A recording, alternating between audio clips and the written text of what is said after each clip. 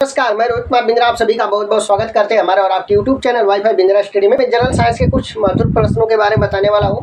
Exam के लिए बहुत ही महत्वपूर्ण होने वाला है। ठीक है तो दोस्तों, ज़्यादा बात नहीं करते, स्टार्ट करते हैं। दोस्तों, जो प्रश्न मैं यहाँ पर लिखा हूँ दोस्तों, इसी प्रकार का रेलवे ग्रुप डी एग्जाम में जो कि प्रश्न पूछा जाता है। ठीक है ना।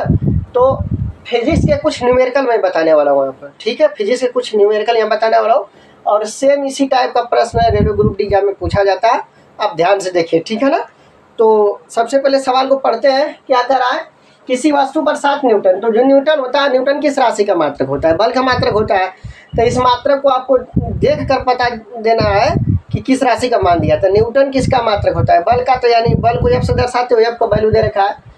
करा 7 न्यूटन का बल लगाकर, ठीक है, बल की दिशा में वस्तु 8 मीटर विस्थापित हो जाती है। वस्तु 8 मीटर विस्थापित हो जाती है। बल द्वारा वस्तु पर किया गया कार्य क्या होगा? ठीक है ना। बल द्वारा वस्तु पर किया गया कार्य क्या होगा? ठीक है, ऑप्शन दे रखा, आप देख सकते हैं। कौन सा ऑप्शन से होगा बताते हैं। ठीक है, तो इस प्रश्न में जो दिया है सबसे पहले आप उसे लिखिए। तो प्रश्न में दिया है 7 न्यूटन, मतलब ये आपका वैल्यू दिया है 7 न्यूटन। ठीक है, इसके बाद दोस्तों 8 मीटर विस्थापित, यानी यस का वैल्यू दिया 8 मीटर। ठीक है, डब्ल्यू पूछ रहा है दोस्तों। तो एफ एस डब्ल्यू में संबंध क्या होता है? फार्मूला आपको याद होना चाहिए। डब्ल्यू एफ एस में संबंध, तो कार्य का फार्मूला क्या होता है? डब्ल्यू बराबर एफ एस लिखेंगे यहाँ से, क्योंकि डब्ल्यू बराबर एफ गुणते यस। ठीक है, ध्यान से देखिएगा। अब यहाँ से दोस्तों क्या करेंगे, डब्ल्यू बराबर एफ का वैल्यू रख दीजिए। आपका वैल्यू 7 है, यस का वैल्यू 8 है। तो कितना होगा दोस्तों? डब्ल्यू बराबर 8 7 56, 8 7 कितना हो जाएगा? 56 जूल। कार्य का मात्रा क्या होता है? जूल। यानी ऑप्शन में देखते हैं कौन सा मैच हो रहा है। ठीक है, ऑप्शन नंबर आपका 56 यहाँ पर, option number D right answer है। ठीक है, तो उम्मीद करता हूँ कि प्रश्न और पल आपके समझ में आ गया होगा। ठीक है, एकदम सेम इसी टाइप का रेलवे ग्रुप डी एग्जाम में फिजिक्स से जो प्रश्न पूछा जाता है एकदम इसी प्रकार से आएगा। ठीक है ना, समझ में आ रही बात? उम्मीद करता हूँ कि प्रश्न पल आपके समझ में आ गया होगा। ठीक है, अब आते हैं प्रश्न नंबर 2 की तरफ। ठीक है, तो आते हैं प्रश्न नंबर 2 की तरफ। ठीक है, ध्यान से देखिएगा। प्रश्न नंबर 2 क्या, सबसे पहले अपन उसे पढ़ते हैं। ठीक है, प्रश्न नंबर 2 क्या है? 5 की ग्रह द्रव्यमान की, 5 की ग्रह द्रव्यमान की एक वस्तु को ऊर्ध्वाधर पृथ्वी से 2.4 मीटर की ऊंचाई, 2.4 मीटर की ऊंचाई तक उठाने में कितना कार्य करना पड़ेगा? कितना कार्य करना पड़ेगा? जी का वैल्यू दिया 10 मीटर प्रति सेकेंड स्क्वायर। जी का वैल्यू दिया 10 मीटर प्रति सेकेंड स्क्वायर। ठीक है, तो दोस्तों इस प्रश्न में जिस राशि का मान दिया है उसको लिख लीजिए।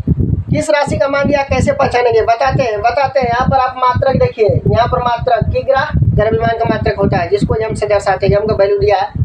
यहाँ पर मीटर मतलब ऊंचाई का भी मात्रक होता है, लंबाई का भी और विस्थापन का भी होता है। तो यहाँ पर ऊंचाई बोला, एच का वैल्यू दे रखा है। ठीक है, कार्य पूछा है डब्ल्यू का मान, जी बराबर दे रखा है। ठीक है, जी को क्या कहते हैं? गुरुत्व त्वरण कहते हैं, जिसका वैल्यू 10 मीटर प्रति सेकंड स्क्वायर होता है। ठीक है, ध्यान से देखिएगा।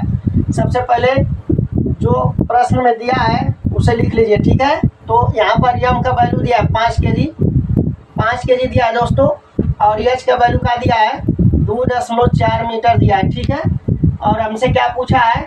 डब्ल्यू बराबर क्वेश्चन मार्क। ठीक है, याद रखिएगा डब्ल्यू बराबर क्या होता है? फार्मूला डब्ल्यू बराबर एफ एस होता है।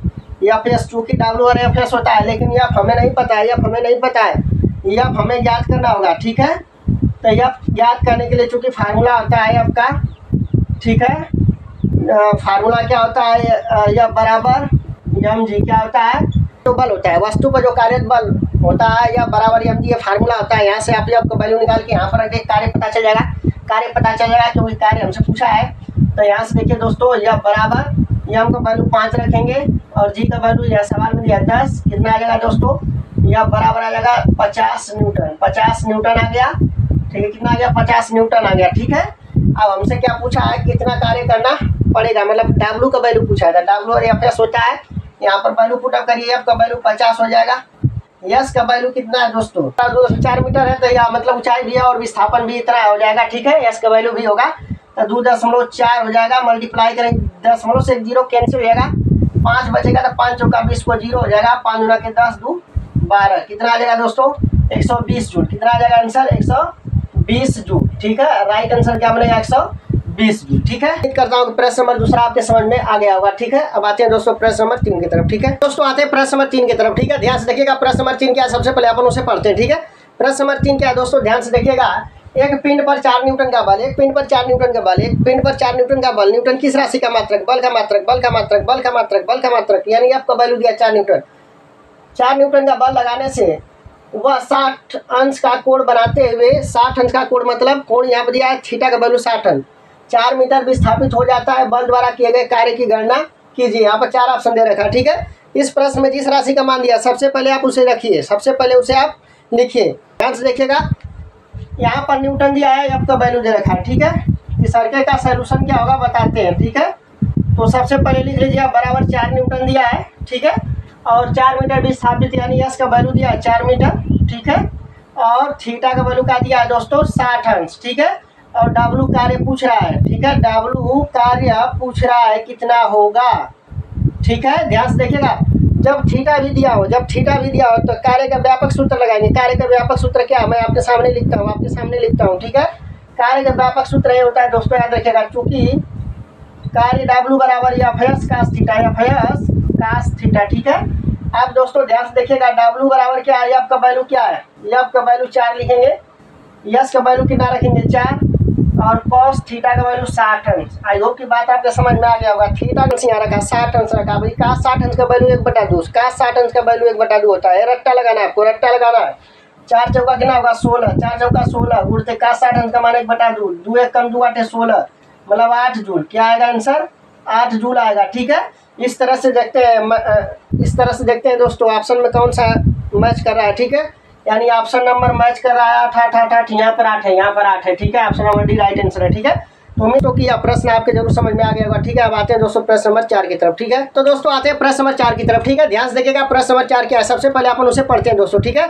यहाँ पर जो प्रश्न नंबर 4 लिखा है दोस्तों, इसी प्रकार से रेलवे ग्रुप डी एग्जाम में प्रश्न पूछा जाता है, ठीक है। तो ध्यान से देखिएगा, इस प्रश्न का सही आंसर क्या होगा बताते हैं, ठीक है। प्रश्न नंबर 4, 50 न्यूटन के बल द्वारा, 50 न्यूटन के बल द्वारा, न्यूटन न्यूटन यहाँ पर बल का मात्रक न्यूटन होता है, जिसको हम एफ से दर्शाते हैं। तो एफ का वैल्यू दिया है 50 न्यूटन, ठीक है।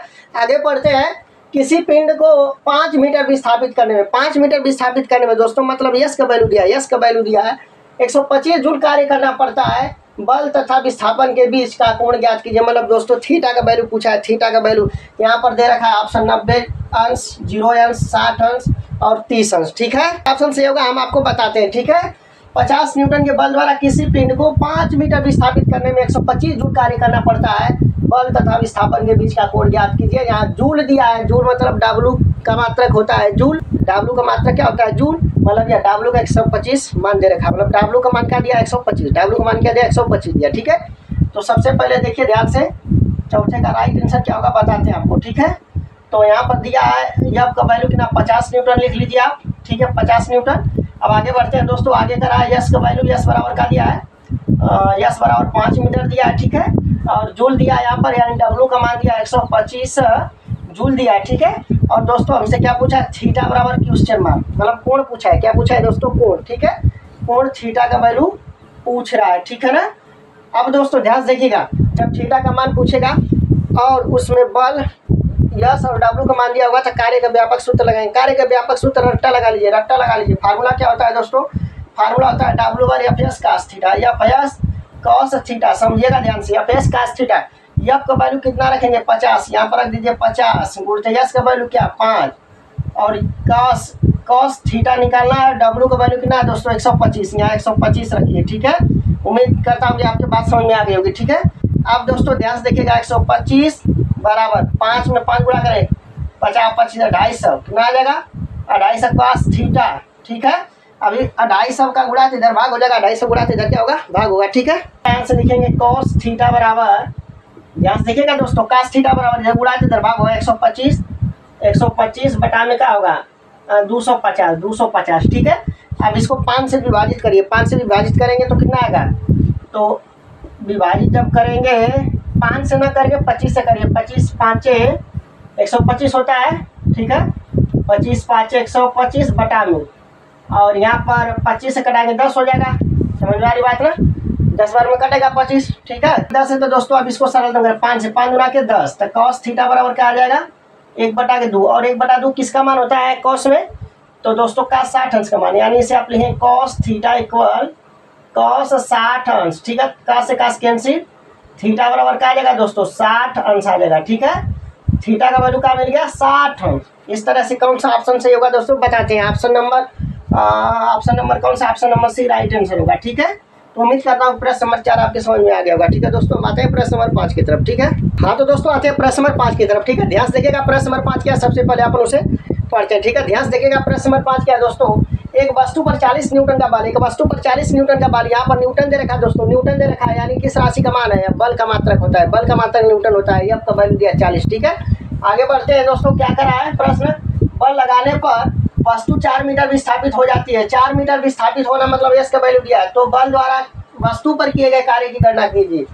4 ऑप्शन दिया है, 250 joule, option number B 150 joule, option number C 120 joule, option number D 160 joule. ठीक है, तो ध्यान से देखिएगा दोस्तों, इस प्रश्न में जिस राशि का मान दिया है सबसे पहले आप उसे लिख लीजिए, सबसे पहले आप उसे लिखिए। ठीक है,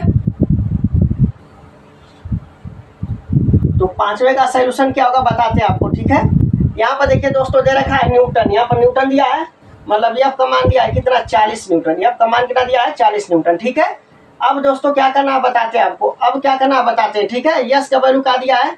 4 मीटर दिया है। ठीक है, और डब्ल्यू पूछ रहा है, कार्य पूछ रहा है दोस्तों। ठीक है, डब्ल्यू एफ और एस में संबंध होता है, डब्ल्यू एफ और एस में संबंध क्या होता है? कार्य बराबर फार्मूला क्या होता है दोस्तों?